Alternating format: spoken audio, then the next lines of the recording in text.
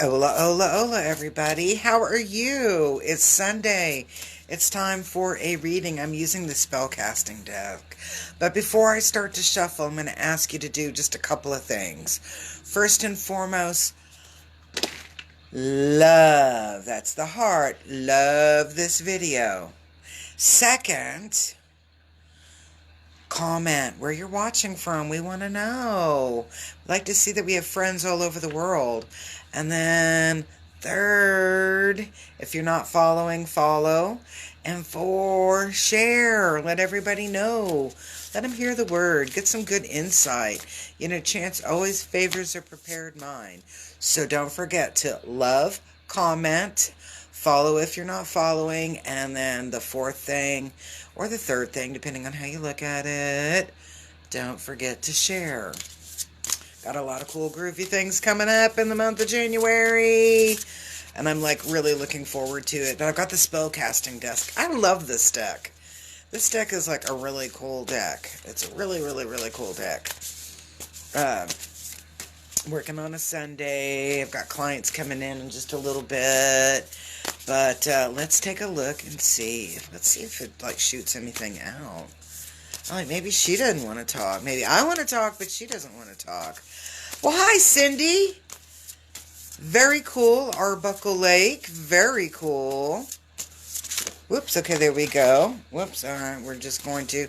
I was like, I'm always looking. Do you like Arbuckle Lake? Does it have a good place to, you know, like have a group gathering? Because I'm all about group gatherings. You know, I'm going to a gathering for solstice, you know, winter solstice, the Yule Day, whatever you want to call it. And I'm looking forward to that. Come on, give me some. Okay, I get what I asked for. Don't go away. I got cards on the floor. I'll be right back. Promise. I promise. There's a cool sign on the door. Take a look at that.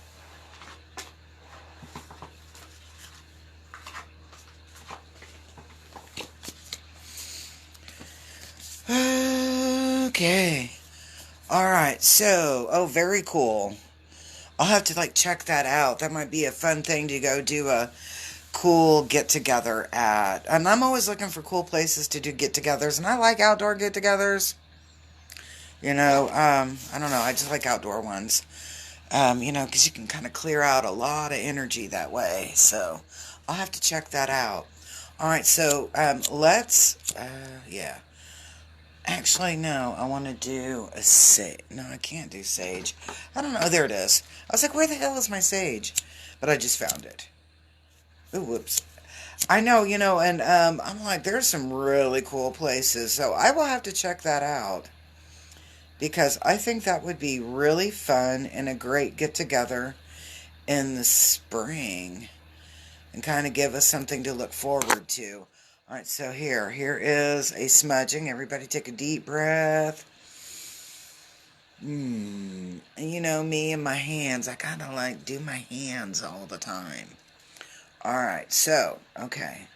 There you go, and I'm like over here on this. So let's take a look at this first card.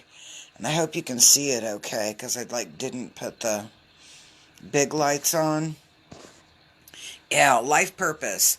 So I'm laughing, not at, but with, because the message I'm getting here is, so now that you know what your life purpose is, and we're like, I didn't agree to that. I didn't agree to that. But the message is, so now you know what your life purpose is. And some of you are like, I still not sure what my life purpose is. But this is a time of kind of seeing why were we created? Why are we here? Why did we choose this particular era, this particular time to be in the flesh? To be in the flesh. So this is this change in our energy that starts to, and I'm getting the phrase spell out whatever your life purpose is, what your agreement has been, especially if you have not been living that agreement. This energy's coming in and it's going, oh, hey, by the way, 40 days before you were conceived, this is what you agreed to. And so this is the energy that's coming in, that now we're going to start really looking and learning about what our life purpose is. What agreements did we make? And that's not a bad thing. Now, what is in the, so this is, because it's a 5-card read, I look at the second card as an obstacle. Okay, and so everyone's like, how's fertility an obstacle? Doesn't fertility mean growth? And I said, fertility can also mean extra stuff.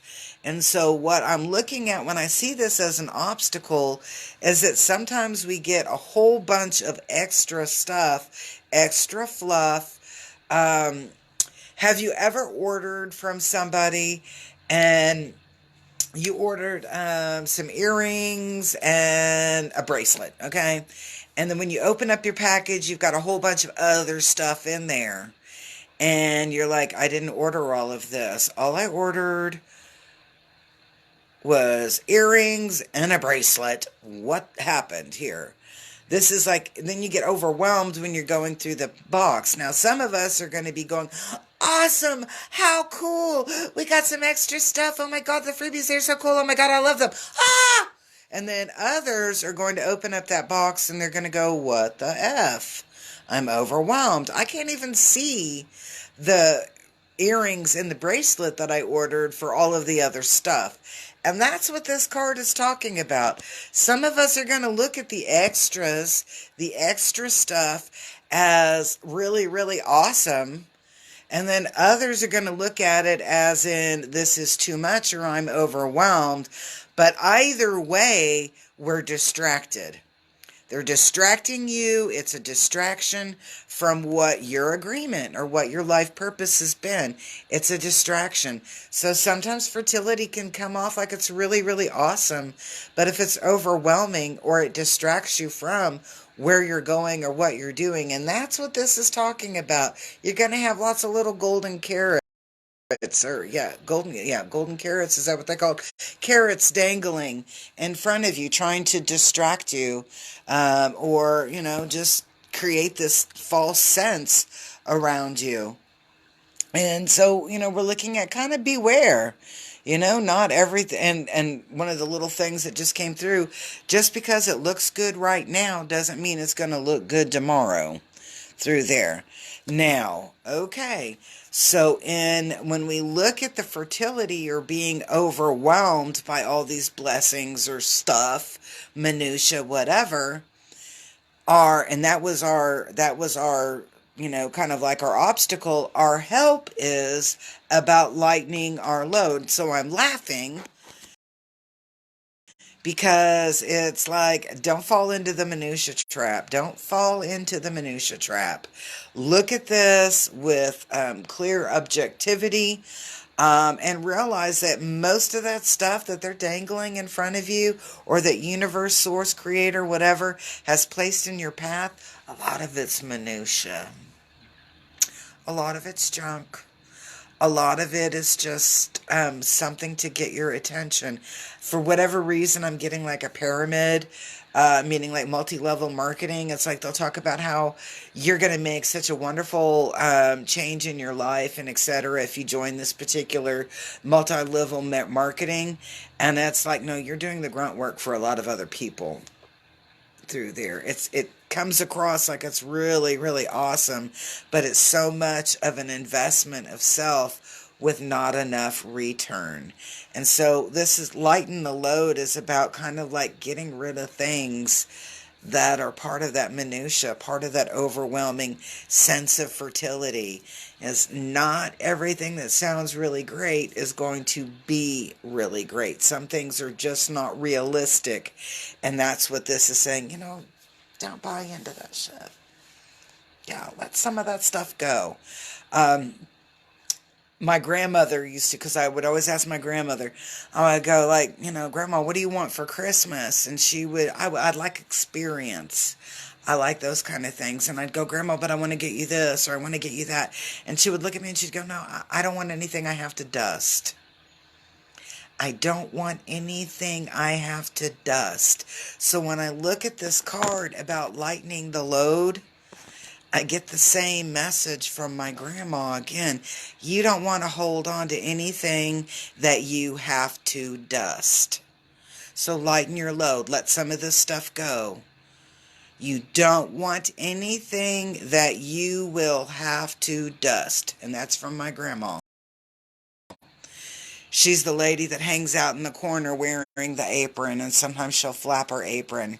She's kind of like that, you know. My grandmother's a little bit on the different side. So, where is all this stuff leading to? And I love this next card. It reminds me of a cross between Lisa Bonet and Jimi Hendrix without a mustache and beard.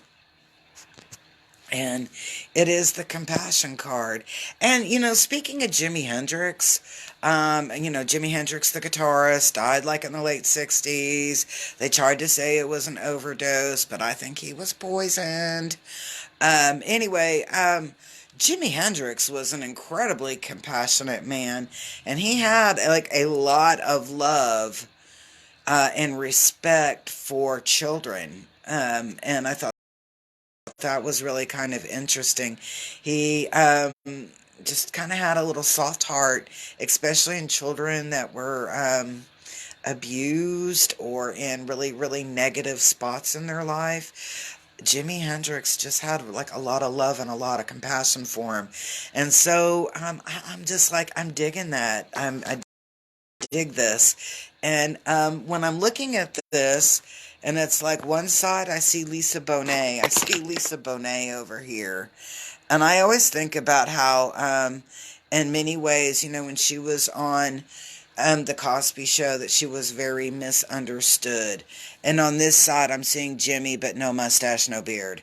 So when I'm looking at this card and it's talking about compassion, I also get the big message about don't forget where you came from and don't forget about your past. Okay, so let me clarify. Some of us have a really shitty past. I get it. And we're I don't even want to remember that. Okay, it's not about remembering that you had, the particulars of that past. It's remembering that you came from that past and being more compassionate in the way that you look at people. Now, sometimes people will go, Maris, you're so freaking judgmental. And I'm I'm not really judgmental. I just call it like I see it. So when I call somebody out or I call a situation out, it's not because I want to nitpick it. It's because I know that there's a potential for greatness and there's a potential to be better or to do better. And sometimes when people or situations, events, places are doing really crazy things that are not good for themselves, not good for the people, directly, indirectly that are, going to be affected by this, that we need to. It is an act of compassion and an act of love to call that out. It's not about pointing my finger or you pointing your finger going, you're a drug addict or you're not taking care of your kids or you're a crappy husband. It's not that at all. It's saying, hey, wait, be aware of what you're doing. That is compassion, to be truthful and with integrity to somebody and then giving them opportunities for resolution or solution. That's what this card is talking about. It's saying that sometimes we have to look with compassion and say the things that we don't want to say. It's about lightening the load. I love you, but you suck the life out of me. And until you figure that out, we got to be a little distant. That's a way of lightening your load and being full of compassion. It's pointing out that there's a problem that needs a fix.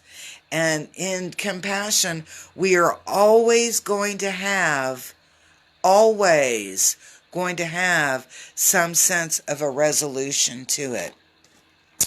All right, so I love the way that this reading is kind of wrapping up, because this is all about coming into you and who you are and being that beautiful, honest, loving, compassionate, groovy, great, cool, whatever person that you have that potential to be. And the final or the ending energy of this is the answers card. And I'll tell you, this is the message that I'm getting when I look at it. That when we choose to walk in integrity, when we choose to have compassion in our love, compassion and love in our eyes, in our hands, the way that we connect and we exchange or interact with other people, we start to see the truths of the world. We start to learn about the integrities of the world. And not only do we learn about the positive things, but we get the answers about the not so positive things. But in that, we get that opportunity to take the greatness that we do have and embrace and kind of help fill in and give resolution to the things that have been on our platter, the things that have overwhelmed us, the questions that we have about our life purpose. So open up your heart. Be compassionate, but also be of love. Be of light. Tell the truth. We can all sit here and point out the deficits or the negative things or even the positive things and things in life. But until we start helping with that resolution, we're always going to be spinning our wheels in the mud. So, peace, love, and harmony. I hope you enjoyed today's reading, but I hope you loved it. So give me a love. Well, like if you didn't, yeah, you can give a like. But I like the loves because it pushes it up in the algorithm. And don't forget to comment where you're watching from or any insight you would like to share. I'd love to hear from you. And then if you're not following me, follow me so you can get more readings and more cool stuff. And then share the word. Just hit share. If you're like, I don't want my friends to know that like I watch the readers on Facebook Live. And I'm like, that's okay. That's okay. Share one of my sage posts or something. We can do that. Yeah. You don't have to tell people that you watch me. It's okay. It's okay. Because not everybody understands. But that's okay. Because we're getting to that place. So peace, love, harmony. I better go. Got clients coming in. Shush, I'm running late.